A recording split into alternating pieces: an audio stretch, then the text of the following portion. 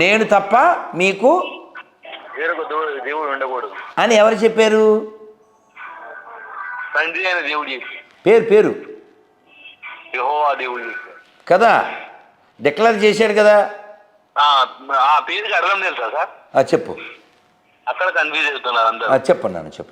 యెహోవా వేరు, యేసు వేరు. యెహోవా అంటే నేను ఉన్నవాడను అనువాడను అని. అయితే మాట్లాడిన దేవుడను స్వరం వినబడ్డది అంతే, ఎవరికి కనబడలేదు. అది అతను మన మోషేకి ఎవరికో వెనకాల చూపించాడు కదా, బైబిల్ ప్రకారం వెనకాల చూపించాడు. కాదు ఇప్పుడు టాపిక్ ఇప్పుడు నువ్వు యెహోవా కొడుకు ఎవరు? కుమారుడు యేసుక్రీస్తు. So Jehovah is father, so Jesus is sun.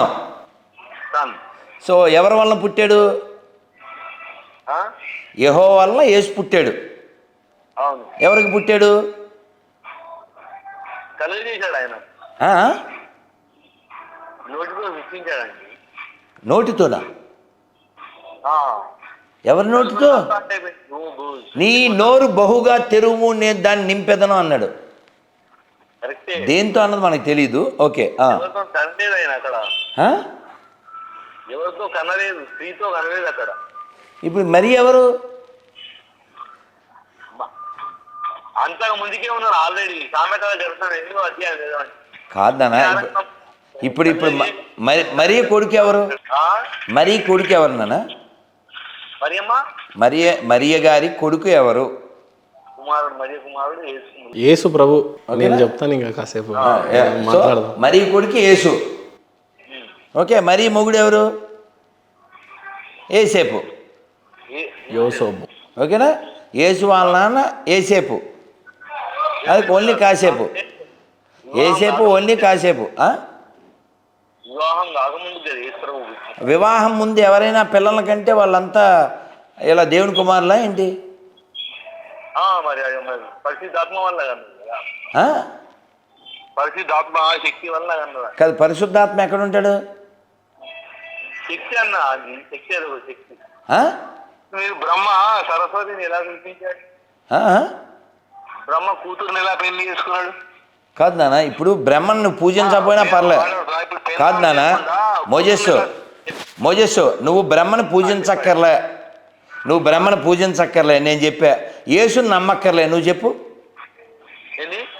నేను చెప్తున్నాను, బ్రహ్మని పూజించక్కర్లే, నమ్మక్కర్లే. నేను చెప్తున్నా, యేసుని నమ్మక్కర్లే, నువ్వు చెప్పు.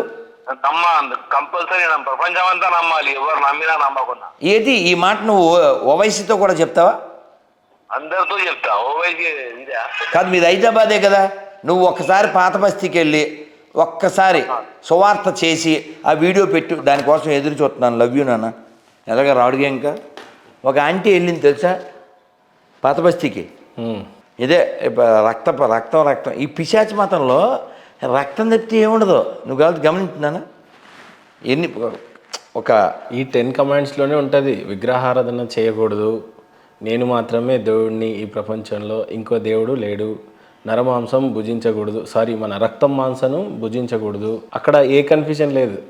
కాకపోతే ఇక్కడ ఈయన వచ్చి ఎలాగైతే వెళ్ళిపోయాడో ఇక్కడ కూడా ఇలానే వచ్చి వెళ్ళిపోయాడు అనే 2 కన్ఫ్యూజ్ చేస్తూ ఉంటారు. ఏందే ఇక్కడనే మత మార్పిడి జరిగిపోతూ ఉంటుంది హిందువు మీద. మేజర్గా అక్కడే జరిగిపోతూ ఉంటుంది. విషయం ఏంటంటే మనకి ఎంత వివరంగా ఓ చాగంటి గారు కావచ్చు, ఓ గరికపాటి వారు కావచ్చు, అంతకుముందు మల్లాది చంద్రశేఖర్ శాస్త్రి గారు కావచ్చు, వాళ్ళకి ఎవ్రీ సండే ఎవ్రీ ఫ్రైడే ఉంది, మనకు లేదు కదా. ఏదైనా ఇది ఇండానికి దరిద్రం పట్టింది. విషయం ఏమిటంటే మనకి అలాంటి వాళ్ళు ప్రవచనం చెప్పి వెళ్ళిపోతారు. ఇక్కడ ప్రతి వారం వీళ్ళు అబద్ధాలు, ఈ దేశం పట్ల ద్వేషాన్ని పెంచడానికి ఈ బైబిల్ని అడ్డం పెట్టుకుని పనిచేస్తూ ఉంటారు. దేశ వ్యతిరేక శక్తులకి అదొక అడ్డా అన్నమాట.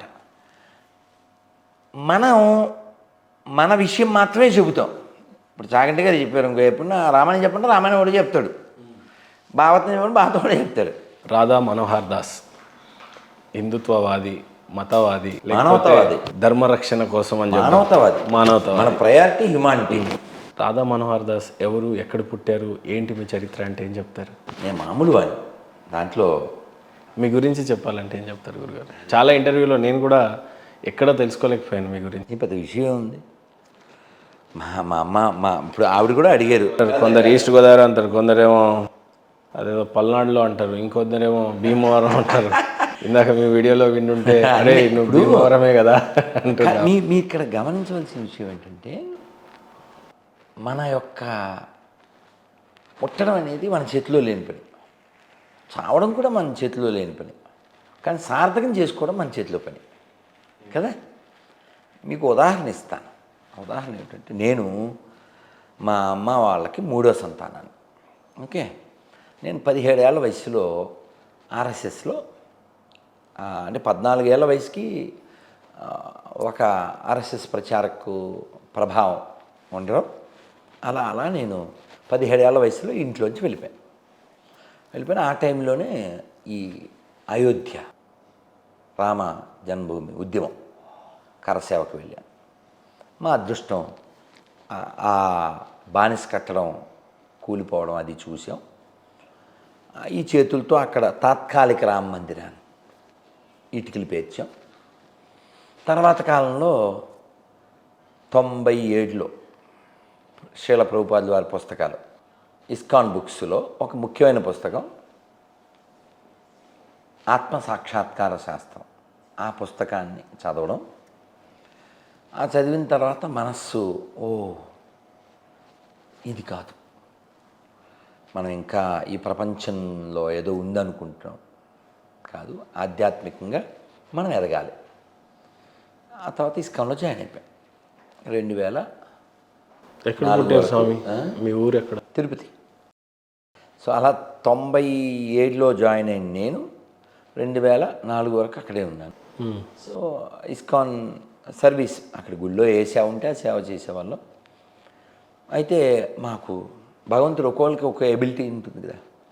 సో వాక్ శక్తి ఉండడం వల్ల ఈ బుక్స్ స్టాల్స్ ఉండేవి. అవి తిరుమలలో గోవిందస్వామి టెంపుల్లో, పద్మావతి టెంపుల్లో, ఇలా ఒక్కో టెంపుల్లో నేను ఒక్కో చోట ఎప్పుడు ఎక్కడ పెద్దవాళ్ళు గురువుగారు చెప్పిన చోట అక్కడ సేవ చేసేవాళ్ళు.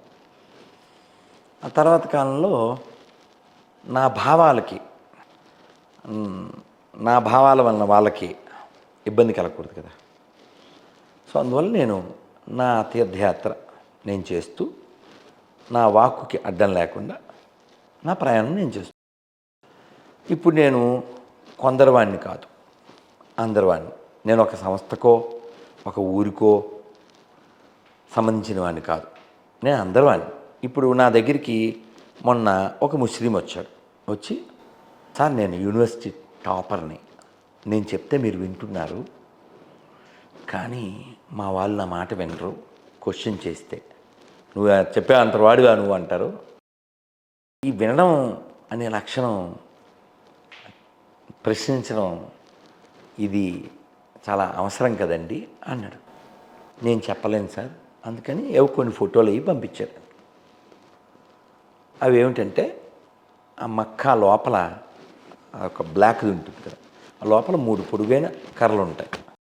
అవి బ్రహ్మ విష్ణు శివుడికి ప్రతీకగా ఆయన చెప్పింది. ఓకే, వీళ్ళందరూ వెళ్ళి మొక్కుతారు కదా, దాన్ని మొక్కుతారు. అలాగే వాళ్ళంతా గుండు కొట్టుకుంటారు, వాళ్ళంతా తెల్లబట్టలు వేస్తారు, దాని చుట్టూ ప్రదక్షిణ చేస్తారు. విరుద్ధం కదా వాళ్ళకి. ఇవన్నీ ఎక్కడవి? ఇవన్నీ పాప అతను అడిగితే అతనికి ఎవరు చెప్పట్లే. నన్ను అడిగాడు, ఎనాలిసిస్ చేశానండి ఇవన్నీ అని చెప్పి. అంటే ఇదంతా ఎందుకు చెప్తున్నా అంటే, ప్రపంచం అంతా, అంటే ఒక చిన్న పాట చెప్తే మీకు అర్థమవుతుంది. ఆదిశంకరు నిశంకారావం అగస్త్యమౌని ధర్మ ప్రచారం సమర్థరాముడు పరమహంసలకు జన్మనిచ్చిన పుణ్యభూమిది. ప్రపంచ సభలో గర్జన చేసిన భారతవాణి నాదనవోయ్, ఆ వివేకవాణి నాదనవోయ్, మనదేనోయ్ భారతదేశం, భారతదేశం మనదేనో. ఇదంతా ఎందుకు చెప్పంటే, ప్రపంచం అంతా ఎక్కడికి వెళ్ళినా మనకు సంబంధించినటువంటి ఎవిడెన్స్లే ఉంటాయి.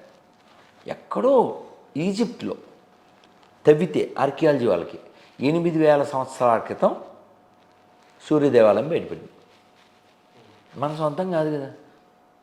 ఇవన్నీ న్యూస్లో వచ్చినవే కదా. అలాగే ఆఫ్ఘనిస్తాన్లో బుద్ధ విగ్రహం, దాన్ని బదలగొడేశారు. అది డిటోనేటర్లో ఏవో పెట్టి మరి. అంటే అసలు ఒక విగ్రహాన్ని చూస్తే అంతగా ద్వేషించే అంత బుద్ధి ఎందుకు వచ్చింది? కనీసం అన్వేషించడం కూడా ఇష్టం లేదు. అన్వేషణ లేదుగా. మన ఇప్పుడు సద్గురు జగ్గి వాసుదేవ్ ఉన్నారు కదా, వారిని మొన్న కలికి నాగాశ్విన్ ఆ అబ్బాయి వెళ్ళి, స్వామీజీ ఇలా 33 కోట్ల దేవతలు అది ఇది మన మతం ఏం చెప్తుంది క్వశ్చన్ అడిగాడు. అని చెప్పారు, this is not our land, is not religious land, our land is seekers' land. అన్వేషకుల భూమి ఇది.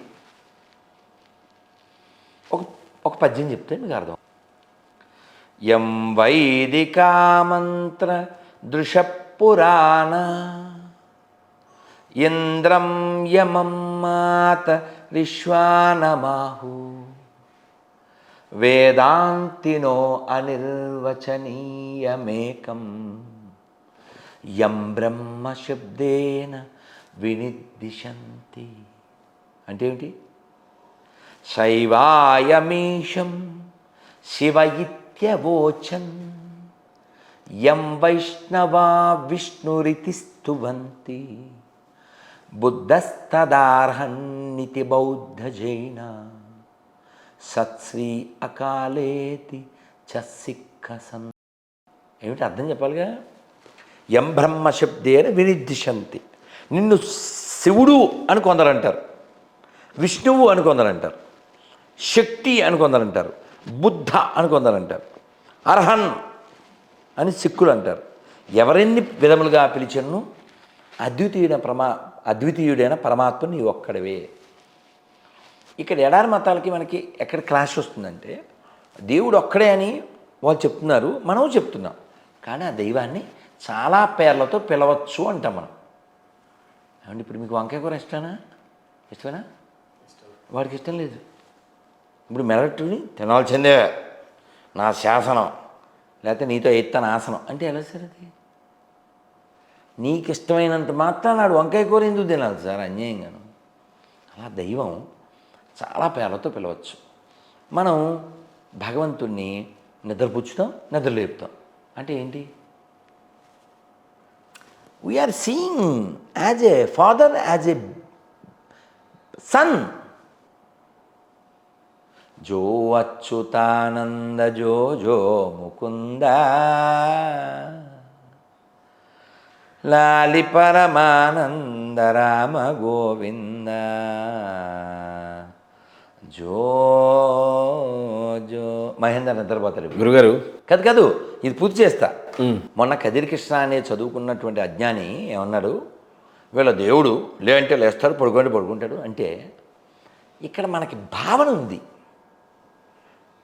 త్యాగరాజ స్వామి వారికి ఆ భావన ఉంది, ఉదాత్తమైన భావన. ఆరగింపవే వెన్నపాలరగింపవే సారమైన గణ వెన్నపాలరగింపవే.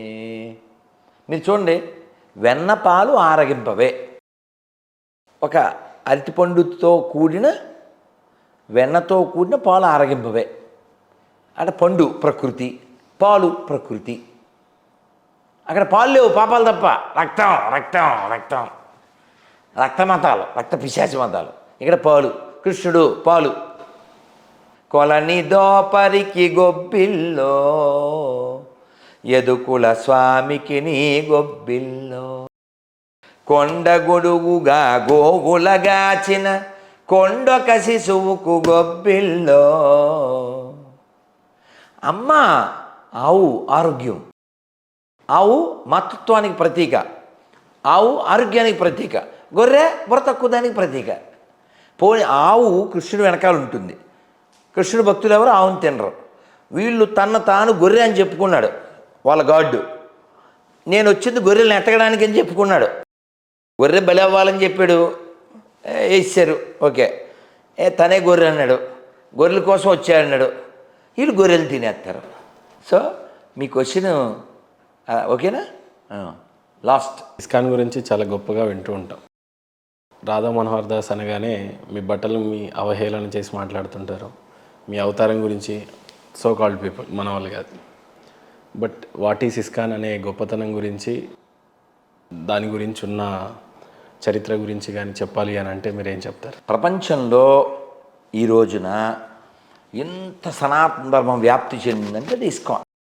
ఇంకా చాలామంది ఉన్నారు ఇత పూర్వం ఇప్పుడు, కానీ ఎలా అవతరించింది అసలు ఇస్కాన్? అంటే మా పెద్ద స్వామివారి ప్రభుపాదులు వారు కలకత్తాలో పుట్టారు 1896. ఓకే, వారికి 26 ఏళ్ళు ఉన్నప్పుడు, ఇది మ్యారీడ్ అప్పటికి, శిల ప్రభుపాదులు వారు అభయచరణ అరవింద భక్తి వేదాంత స్వామి శిల ప్రభుపాదులు వారు, ఆయనకి ఒక ఫార్మాస్యూటికల్ కంపెనీ ఉండేది. ఎవరో ఫ్రెండ్ వచ్చి అవన్నీ వారే చెప్పారు, ఆత్మ సాక్షాత్కార శాస్త్రం పుస్తకంలో. వారే ఒక స్వామీజీ వచ్చారు, రా అని పిలిచారట. ఈ రోజుల్లో నేను నమ్మను అన్నారట. నువ్వు ఒకసారి రా, ఇప్పుడు నచ్చకపోతే మానేద్ది కానీ అన్నట్టు. ప్రభుపాదులు వారు ఇస్కాన్ పెట్టాక ఆ రోజు ఆ స్నేహితుడు నన్ను బలవంతంగా తీసుకెళ్ళబట్టి మా గురువుగారు మాకు అనుగ్రహించారు, లేకపోతే ఈ జీవితం అలా అయిపోయి ఉండేది, వారి యొక్క అనుగ్రహం ఇదంతా అని చెప్తారు. అలా శ్రీల భక్తి సిద్ధాంత సరస్వతి ఠాకూర్ చాలా గ్రేట్, హైలీ ఎడ్యుకేటెడ్. వారి ఇంగ్లీష్ ఇప్పుడు కూడా మనం అర్థం చేసుకోలేంత స్ట్రాంగ్ ఇంగ్లీష్. ఇవాళ ఉదయం కూడా ఆయన పుస్తకం చదివాం మేము. వారు చెప్పారు, అభయ్ అంటే వారి పేరు Abhayacharana Aravinda, Abhay you are speaking very good English, why don't you go to this English speaking countries and educate about our Krishna consciousness అన్నారట. ఇంత చెప్తే మనం ఏం చేస్తాం, పిల్లలు వ్యాపారం అనుకున్నారట. కానీ గురువుగారు చెప్తారు, అప్పుడప్పుడు వెళ్ళడం కలవడం, ఏదో ఏదైనా ఎడిటింగ్లు పుస్తకం రాయమంటే రాయడం, ఏదో అలా. ఆయనకి అసలు మనం ఏం చేస్తాం కుటుంబం అనుకున్నాను నేను. అలాగే జీవితం అయిపోయింది, 56 ఏళ్ళు ఎంతో వచ్చింది. అయితే ఎప్పుడైనా భాగవతంలో ఏం చెప్పారంటే, కృష్ణ భగవాన్ చెప్తాడు, నాకు ఎవరైనా ఇష్టమైతే వారి సంపదలన్నీ లాక్కుంటాను అన్నాడు. రివర్స్ కదా కదా కదా మనం అనుకుంటాం అన్నీ ఇస్తే దేవుడని, లాక్కోవడం కూడా దేవుడే. అదే చెప్తాడు స్వామి భగవద్గీతలో చెప్తాడు, ఏమంటే సర్వమృత్యుహరశ్చాహం అంటాడు, నేను మృత్యు రూపంలో వస్తా, అన్నీ తీసుకుంటానంటాడు.